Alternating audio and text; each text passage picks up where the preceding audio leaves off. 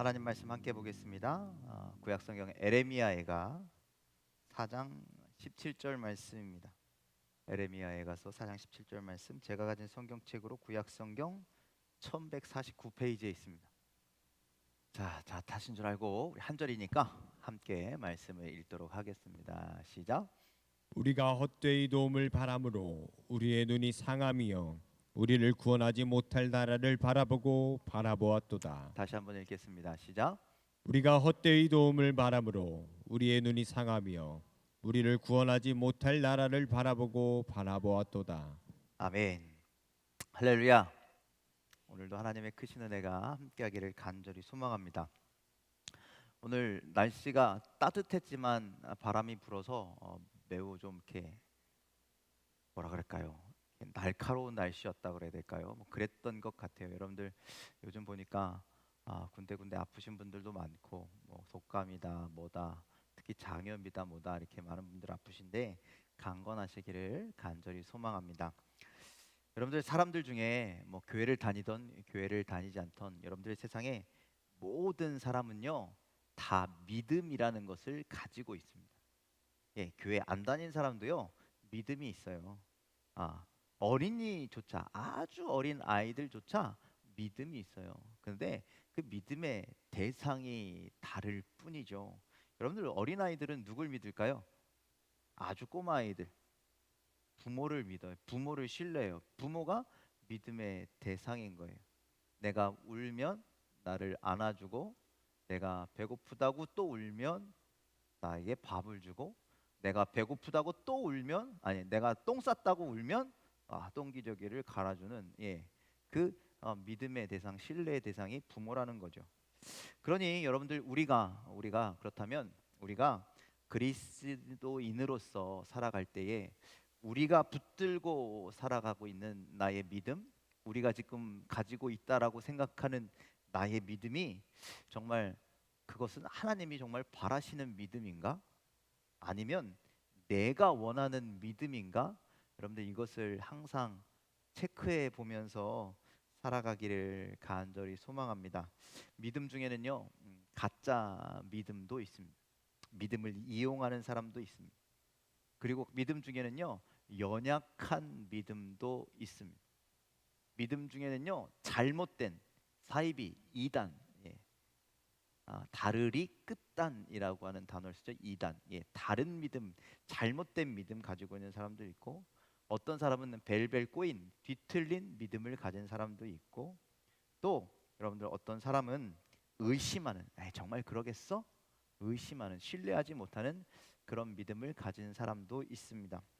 여러분들 우리의 믿음은 어떤 믿음인가 간절히 바라기는 하나님이 찾으시는, 하나님이 기뻐하시는 참된 믿음을 소유하는 여러분들이 다 되시기를 주님의 이름으로 간절히 축원을 드립니다. 자, 오늘 우리가 성경 말씀 에레미야 애가서를 읽었습니다. 에레미야 애가는 성경 나오는 66권 가운데 가장 슬픈 성경 말씀이죠. 애가가 무슨 뜻이에요? 슬플 해자 노래가. 그래서 에레미야의 슬픈 노래다라고 하는 뜻을 가지고 있습니다. 왜 슬픈 노래냐면 에레미야가 언제 선지냐면 남유다 북이스라엘로 나뉘어졌을 때, 그때 유다가 멸망하기 직전에 유다에서 있었던 그런 선지자였습니다. 이때 유다가 멸망하는 것을 눈으로 보고 하나님 앞에 탄식하며 불렀던, 하나님께 기도했던 말씀이 오늘 에레미야 애가서이라는 거죠. 자, 물론 그 시대의 선지자 중에 나라의 번영을 이야기하고, 그리고 나라가 아직 망하기 전이니까 왕들에게 똑바로 하라라고 그렇게 지적한 왕 선지자들도 있고, 또 하나님께서 이루실 구원의 그 어떤 놀라운 섭리들을 선포하는 그런 선지자들도 있었습니다. 각자 맡은 사명을 가지고 하나님의 말씀을 백성들에게 예언했는데, 기도로 하나님의 은혜를 구했는데, 그런데 에레미야는 그때 무엇을 선포했느냐? 에레미야 애가서 말고 그 앞에 에레미야가 무엇을 선포했냐면 나라의 멸망을 선포했어요. 우리 망할 거야. 이 나라 망해. 하나님께서 에레미야를 택하시고 너는 입을 열어서 이스라엘 백성들에게 이렇게 선포하라 라고 말씀하셨는데, 그 얘기가 뭐였냐면 이 나라가 망할 것이다. 니네가 이러한 죄를 저지르고 이렇게 돌이키지 않기 때문에 이 나라가 망할 거야를 이스라엘 백성, 남유다 백성들에게 그렇게 선포하라라고 말씀하셨어요. 예. 여러분들 망한다고 이야기하는데 좋아할 사람 있겠어요? 없겠죠. 여러분들 그렇잖아요. 예. 사람이 잘 된다고 해야지 좋죠. 인기도 올라오고. 여러분들 설교 때 맨날 죄에 대해서 이야기하면요, 그 목사는 인기 없대요. 예. 축복받는다고 이야기해야 설교 좋다고 은혜 받았다고 그런 얘기를 하지, 맨날 죄 졌다고 회개하라고 그러면 은혜 받았다는 얘기 안 한다고 그러더라고요. 여러분들 잘 된다, 복 받는다, 부자로 살 것이다, 그렇게 사람들한테 이야기해야 사람들이 좋아할 텐데, 에레미야는 선지자로서 그런 말씀을 전할 수가 없었다라는 거예요. 하나님께서 그렇게 말씀을 주시지 않았기 때문에 이렇게 살다가는 망할 수밖에 없다, 끊임없이 외쳤고, 이것은 에레미야의 이야기가 아니라 하나님께서 유다 백성들에게 주셨던 경고의 말씀이었습니다. 그 당시 수많은 거짓 선지자들도 있었습니다. 그들은 안심해라, 저 에레미야 이야기 거짓말이야, 지금 이렇게 우리나라가 편한데 재밌는데 즐거운데 걱정하지 마, 염려하지 마, 번영할 거야, 하나님께서 끝까지 우리를 지켜주실 거야, 이렇게 거짓 예언을 일삼는 사람들도 참 많이 있었습니다. 하지만 에레미야는 참 선지자였기 때문에 그렇게 말할 수가 없었다라는 거예요. 그리고 그의 예언대로 나라가 참담하게 멸망하는 그런 모습을 옆에서 지켜보았다라는 거예요. 하나님의 분노가 임계점에 다달라서 다 끌어올라서 그 나라가 철저하게 바벨론에 의해서 멸망당하고 회파당하는 것을 보게 됐습니다. 여러분들 나라가 망하는 것도 굉장히 속상한 일인데, 선지자의 눈에는 뭐가 더 속상하냐면 성전이 무너져 내리는 거예요. 하나님의 성전이, 하나님이 계신 그 집이 무너져 내리고 불타오르고, 그리고 성전 안에 있었던 하나님의 그 아름다운 그 그릇들, 기구들, 하나님을 예배하기 위해서 만들었던 모든 것들은 그 블레셋 바벨론 사람들이 와가지고요 싹 걷어가 버리죠.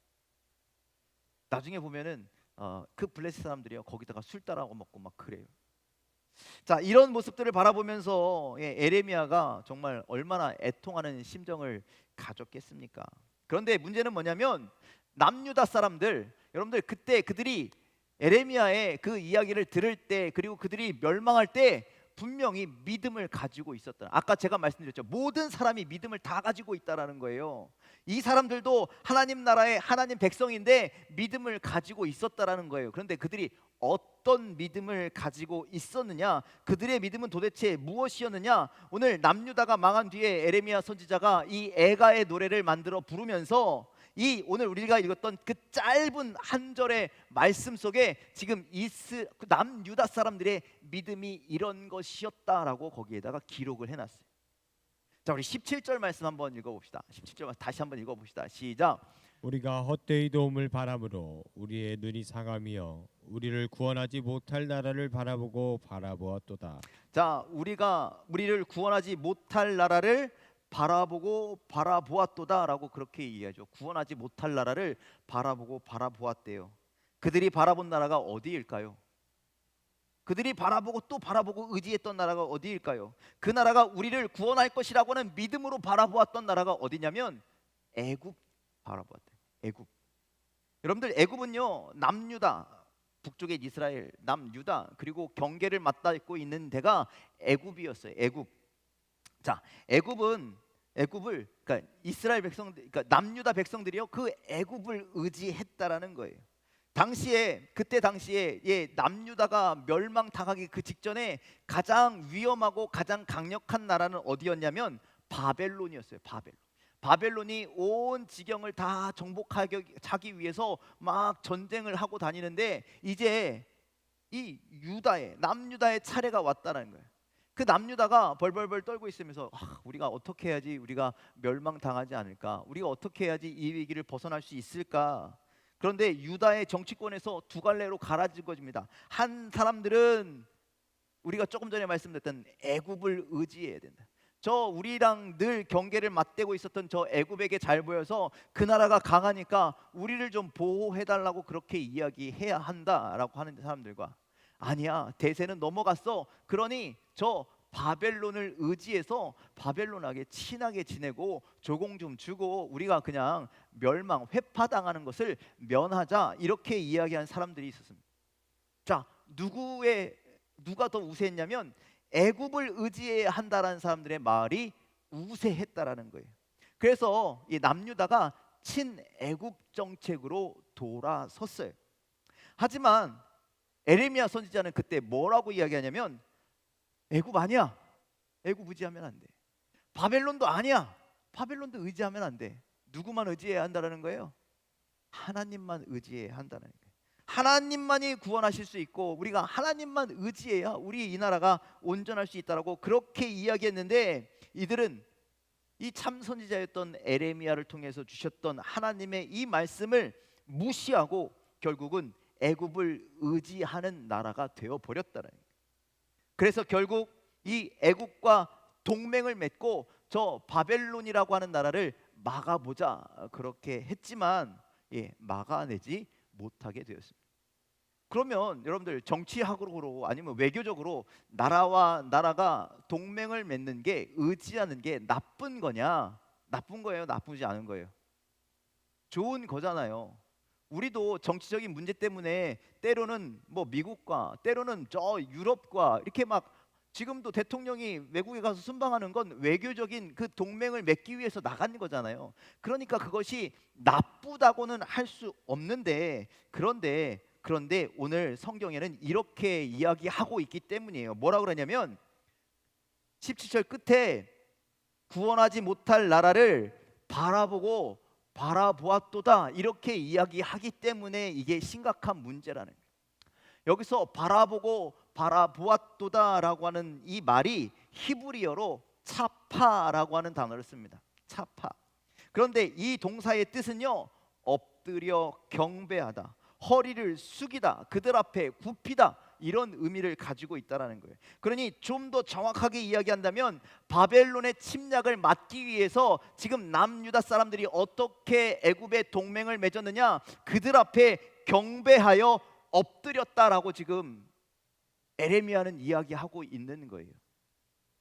애굽의 왕에게 엎드린다라는 것은요, 애굽을 다스리는 신 앞에 엎드린다는 이야기와 똑같거든요. 그러니 애굽에게 동맹을 맺었다, 바라보았다, 그것은 단순히 나라와 나라가 동맹 맺고 친교하고 외교적으로 만난 것이 아니라 그들의 신에게 우리를 살려주십시오, 차파, 엎드려 경배했다는 거예요.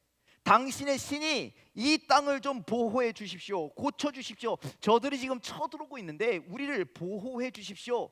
하나님이 아닌 애굽의 신에게 그렇게 엎드렸다라는 이야기를 하고 있는 거예요. 그렇다면 왜 이스라엘 백성들이, 아니 남유다의 백성들이 하나님이 아니신 왜 애굽의 신에게 엎드렸는가?